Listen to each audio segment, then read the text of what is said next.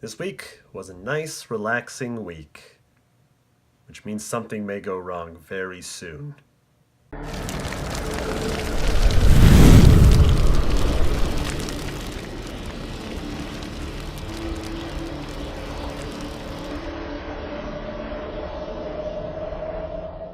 So just a few little updates for this week. Again, it was a really slow week. There weren't many events going on over at Lobos, which was really nice, so I kind of took this time to relax a little bit, play some video games, hang out with some friends and stuff like that. And overall, it was a nice little relaxing time. One of the big frustrations for this week, though, is the fact that I haven't been sleeping. I mean, I fall asleep and I do dream, so I am falling asleep, but these dreams are just so weird and out there that they're just stressing me out, and I feel more exhausted waking up in the morning than when I went to bed. And my bed shows this frustration because when I wake up, my sheets and my bed and my pillows are just everywhere. They've just fallen apart, and it just goes to show that I'm obviously tossing and turning a lot in my sleep. So hopefully I can get some good sleep this weekend before things start kicking up again over at Lobos. So that's a big thing. But other than that, the couple things I did get to do this week were, again, really nice. So here's a little quick sneak peek of some of the stuff that I did.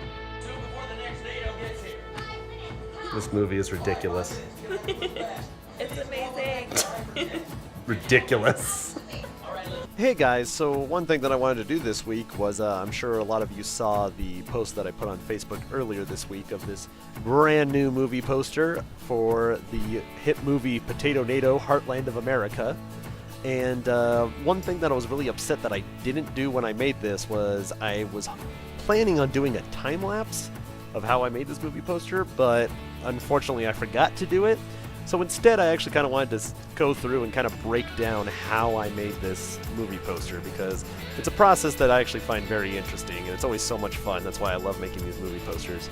So anyways, to start off, we're going to basically just remove all the text, the main parts of it, because all the text is pretty simple. So we can get rid of the R rating, get rid of the InReal 3D, the date, all the information there, THX and the Asylum logo.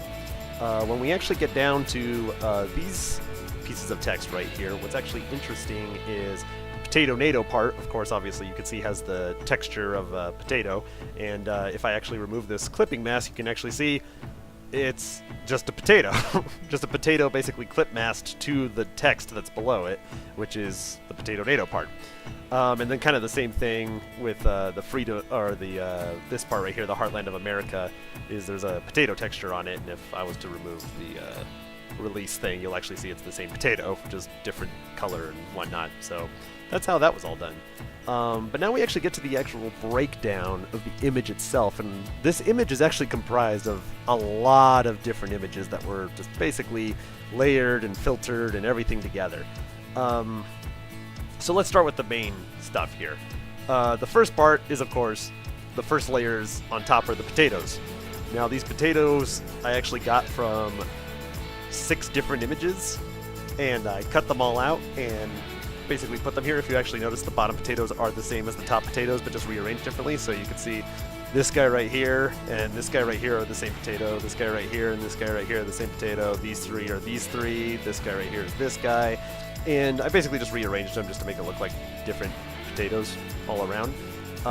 The most interesting part about the tornado here is the fact that all this debris that you're seeing here, all these speckles and all this kind of stuff, it's actually just one giant image.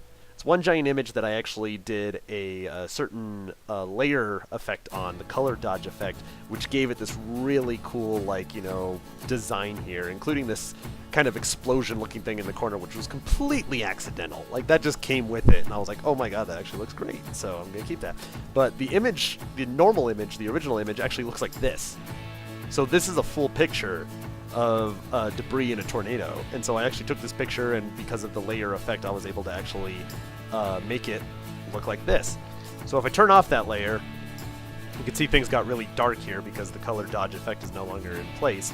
I can turn off the bottom layer as well. Now you're starting to see a little bit of the background here. But some of this other stuff, like this image, for example, you can see down here, these are just a bunch of people. just a bunch of different people, and they're also clip masked onto the image behind it.